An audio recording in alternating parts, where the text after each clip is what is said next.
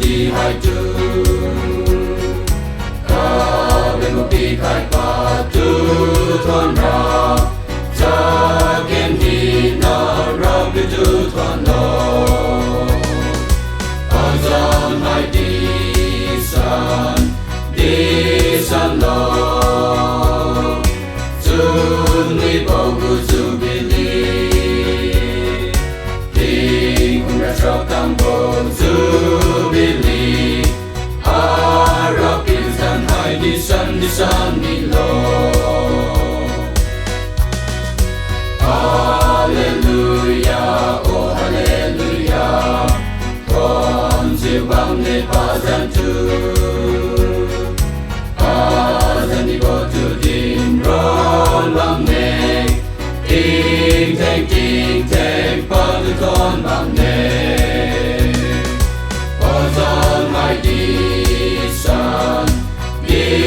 san lo. Soon we both go Jubilee. Ting ra trọc tam bộ Jubilee. Arab is and high the sun below.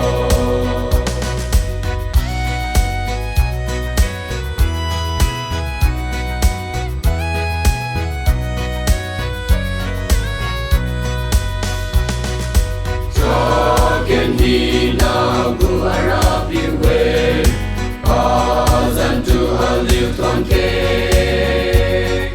Kudung kizil patu ton bang ne. Selo pazan di sandra. Azan hai di